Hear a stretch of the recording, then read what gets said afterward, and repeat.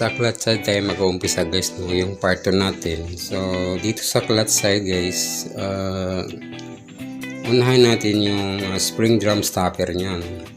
Pagkatapos yung washer naman. So dapat sunod-sunod yan guys.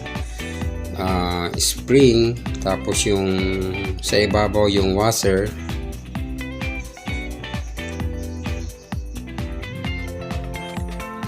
tapos yung gear shift drum stopper. So dapat sunod-sunod yan.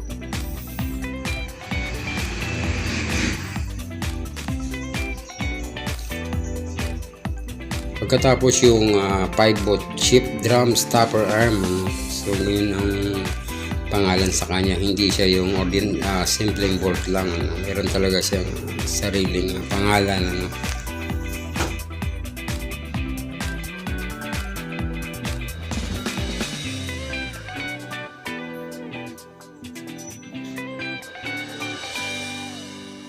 So ganun guys, dapat nahihila siya doon sa pag hinila mo siya pataas guys, dapat nahihila siya, pag itinulak mo siya.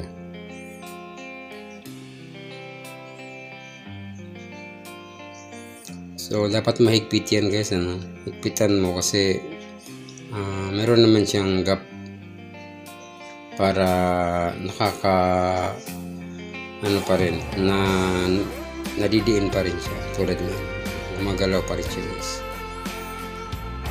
Tapos ito naman yung roller guide.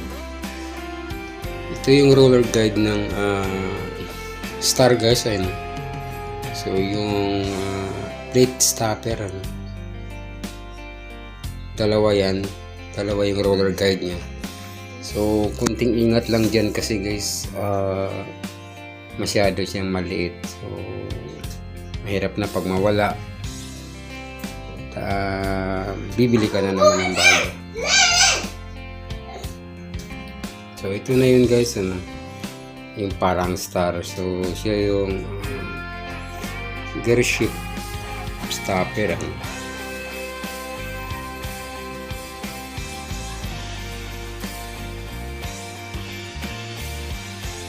ganun lang siya guys, siguraduhin lang natin na maayos yung pagkakalagay sa kanya doon sa roller guide guys, na yung dalawa. Tapos yung bolt, yung hex na higpitan nyo rin ng maayos.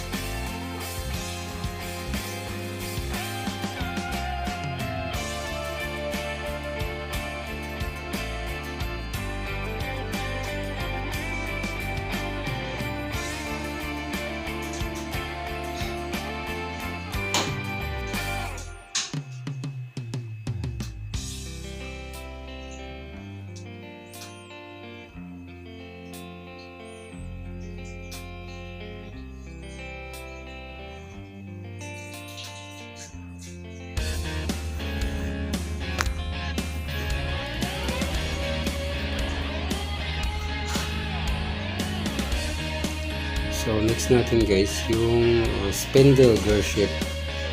So meron siyang washer guys, yung 14mm na washer.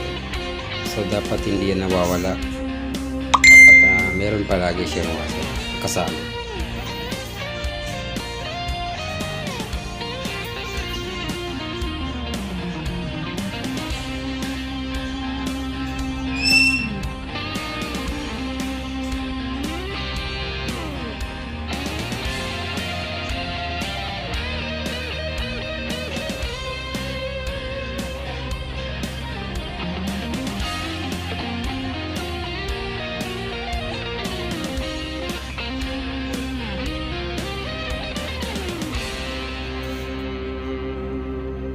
So ayun guys, dapat gumagalaw siya guys, sa baba at sa pataas.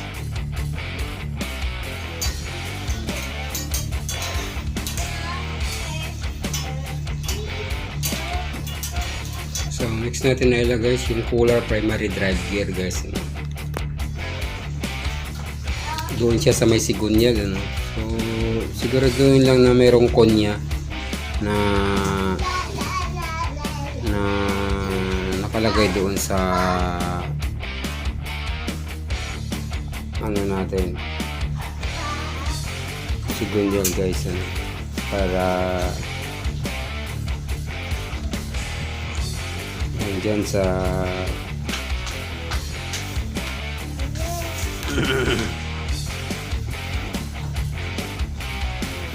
dapat meron siyang kunya palagi, hindi pwedeng wala. Ito naman yung primary drive, 18 tip siya guys.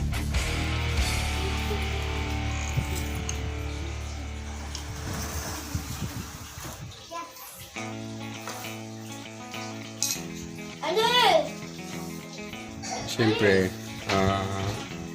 bago natin lagyan ng clutch housing, dapat yung clutch guide muna. Hindi pwedeng i-diretso lang natin yan. Clutch housing, dapat meron din siyang clutch guide bago yung clutch housing.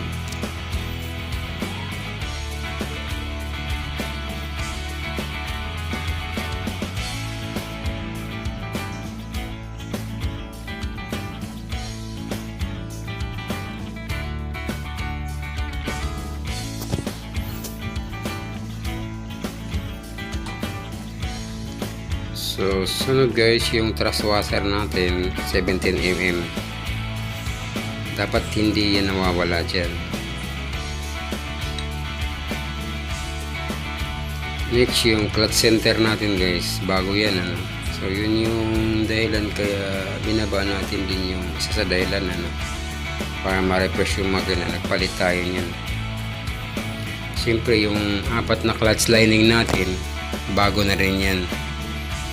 So, ano lang siya, isa lang yung part number niya, no? Kasi medyo makamura kapag yung 4 na isang part number yan, kasi pag dalawa, so yun kasi ang original na nakalagay sa kanya, yung dalawang part number. So, alternate, kaso medyo may kamahalan yun. Kaya dito muna tayo, next na lang kapag medyo yun ang bibilihin natin sa kanya. Siyempre yung clutch plate, salitan lang sila guys. Yung una, friction plate, tapos next yung tatlong clutch plate. So alternate lang sila. Tapos ito naman yung pressure plate guys. Ayan, pressure plate, ilalagay mo dyan.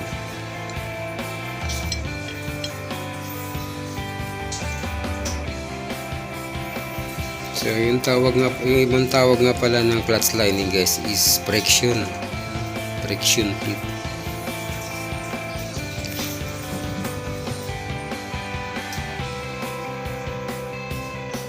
Yan, ilagay mo lang sila ng maayos dyan sa clutch housing.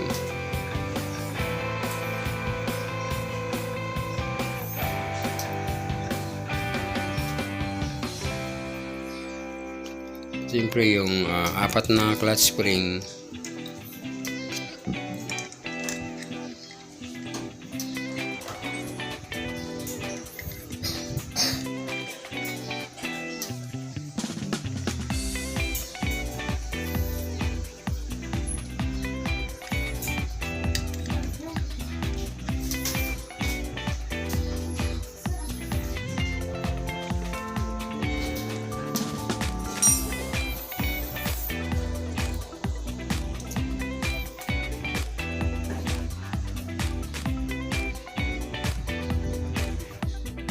tapos yung clutch lifter guys.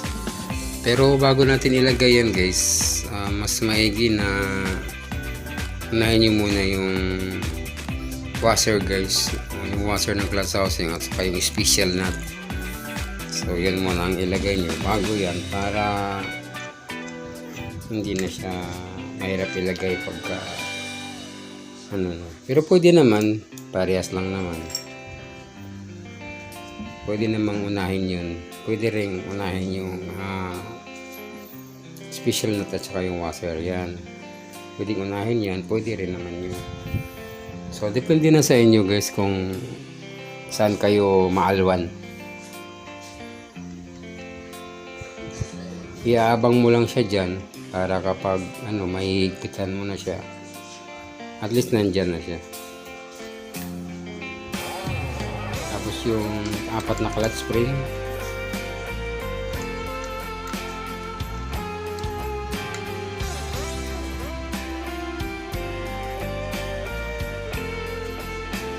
yung clutch lifter, syempre yung bolt plans, 4 din yan guys. Yung paghihigpit nga pala dyan, meron din siyang konting pamamaraan, so dapat naka-cross so, salitan dapat cross yung crosswise.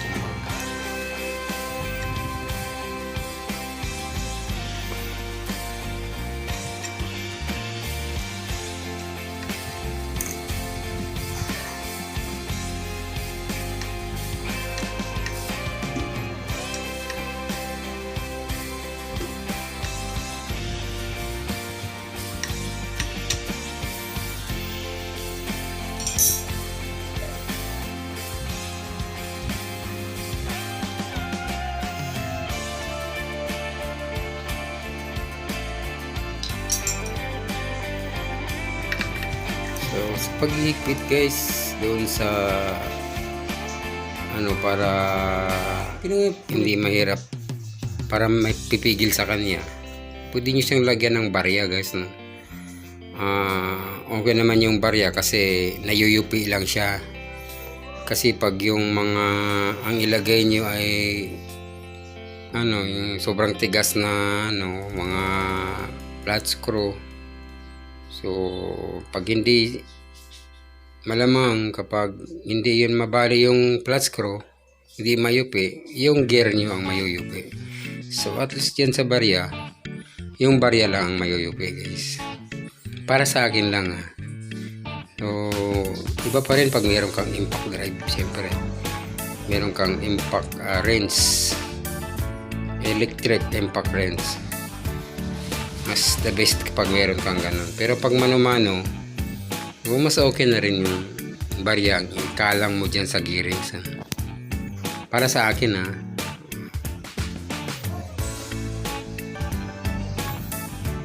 ito naman yung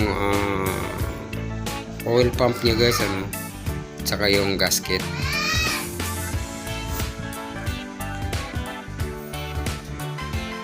So yan guys, lagyan mo rin siya ng dowel pin, 2 yan,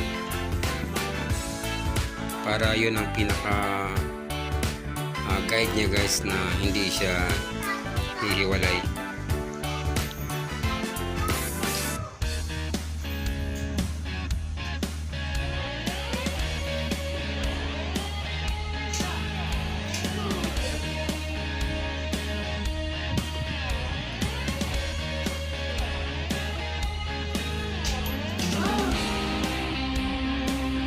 So yun yung 3 bolt niya guys.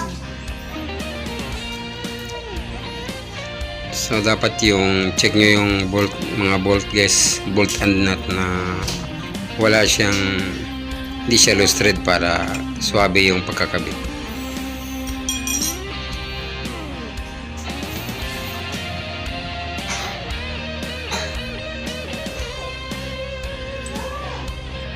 Ito naman yung rotor oil filter guys. So yan yung susunod nyo na ikakabit.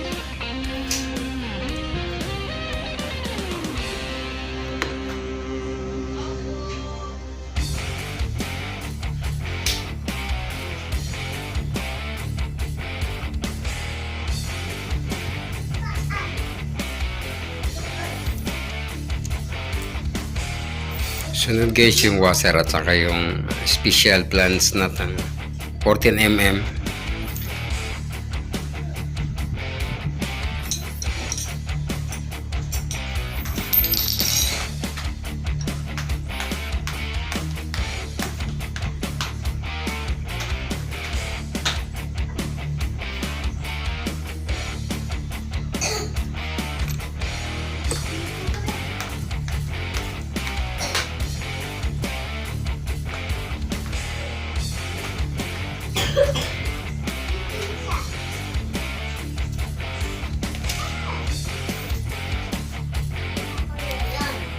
So sunod guys yung gasket ng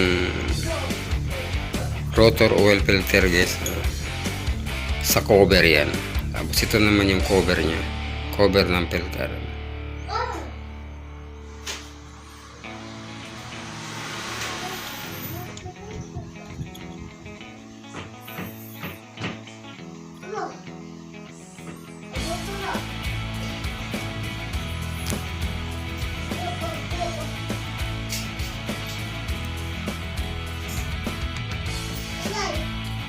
Tapos yung mga bolt lens niya guys,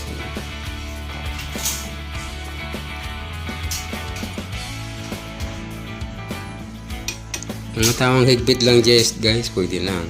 Kasi meron tayong mga plastic na gasket yan, baka naman mabasag pag sobra sa higpit.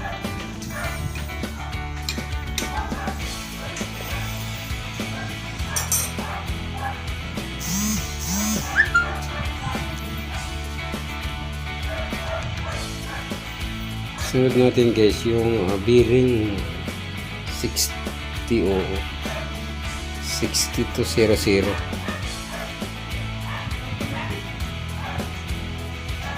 Yung radial bearing yan guys, yun yung clutch bearing kung tawagin.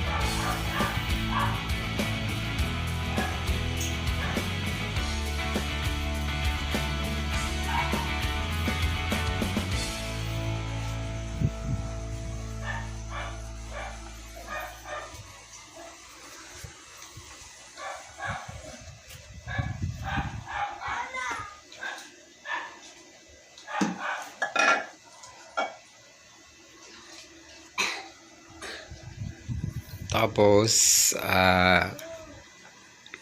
bago natin ikabit yung clutch cover, yung crankcase clutch cover, so yung dowel pin muna, dapat meron yung dalawang dowel pin na nakalagay dyan para siya yung pinaka guide ng crankcase cover natin, na hindi siya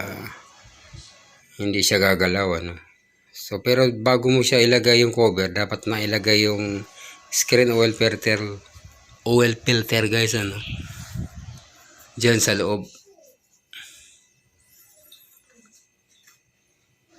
Tapos yung gasket syempre.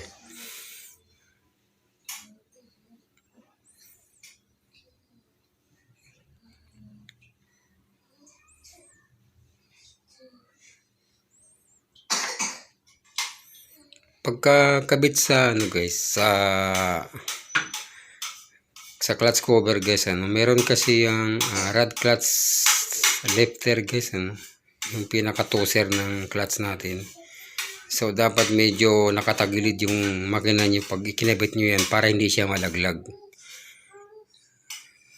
O kaya ilagyan nyo ng langis ng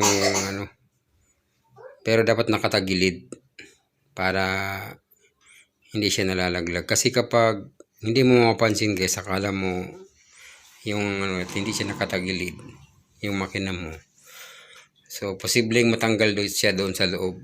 So masisira yung makina mo kapag humalo yun sa langis guys, at hindi rin gagana ng maayos yung clutch mo.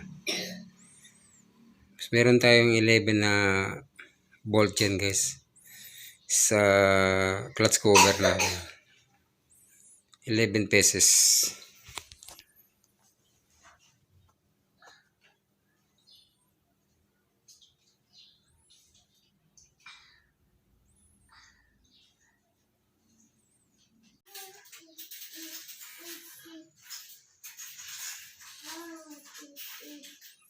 So ito guys, dito sa sealing washer, dapat na sa tamang kinalalagyan yan guys, So yan yung bolt na tatanggalin ko dyan, dapat dyan nakalagay yung bolt na may sealing washer. Kasi kapag wala yung sealing washer na yan, so maaaring tumagas yung langis nyo dyan guys, Importante yung sealing washer na nakalagay dyan sa right crankcase cover.